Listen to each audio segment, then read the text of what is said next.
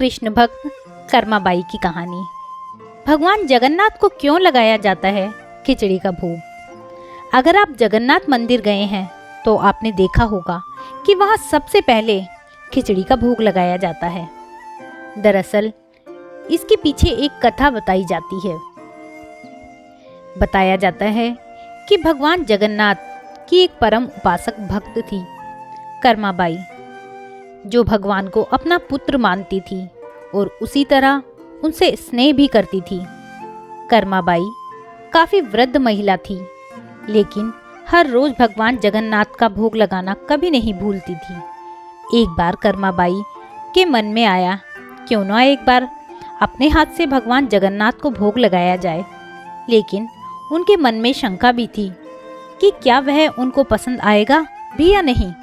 भगवान जगन्नाथ कर्माबाई की मन की इच्छा को जान गए और वह एक दिन सुबह सुबह उनके घर चले गए और बोले कि मुझे बहुत तेज भूख लगी है, इसलिए कुछ जल्दी से बनाकर दे दीजिए।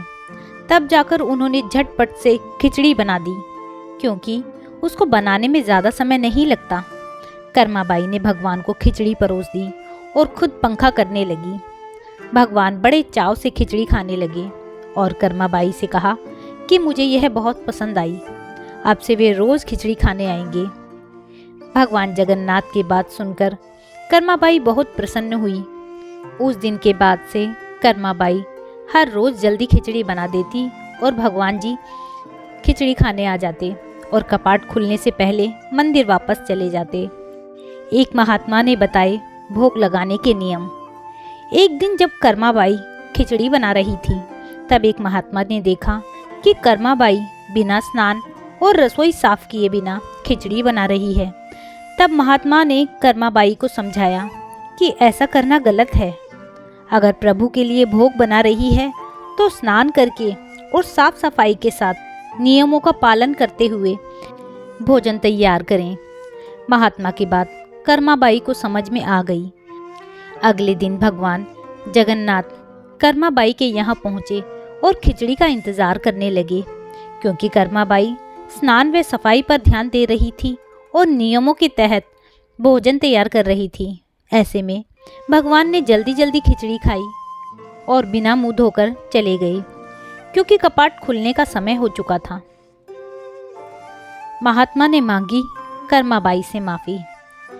मंदिर के पुजारी ने कपाट खोलते हुए देखा कि भगवान जगन्नाथ के मुंह पर खिचड़ी लगी हुई है।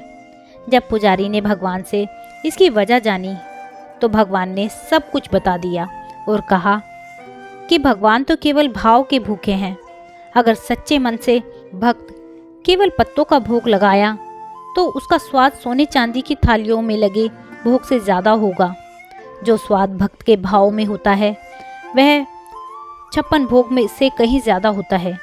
जब यह बात महात्मा को पता चली तो उसको बहुत अफसोस हुआ और उसने कर्माबाई से माफ़ी भी मांगी और कहा कि जैसा तुम भोग लगाना चाहती हो वैसा ही लगाओ।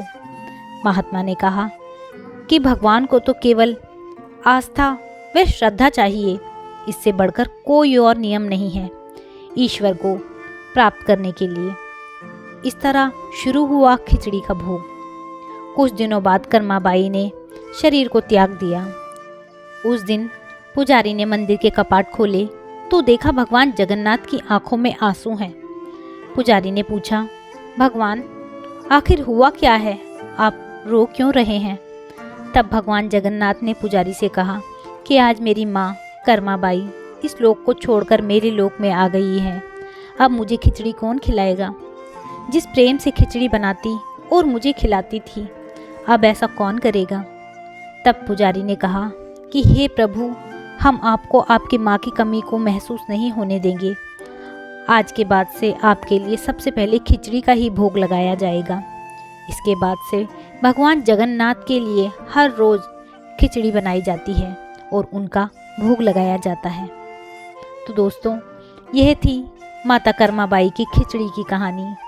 आपको यह कहानी कैसी लगी मुझे कमेंट करके ज़रूर बताइएगा। यदि कहानी अच्छी लगी हो तो कहानी को लाइक कीजिएगा, शेयर कीजिएगा और मेरे चैनल को सब्सक्राइब कीजिएगा।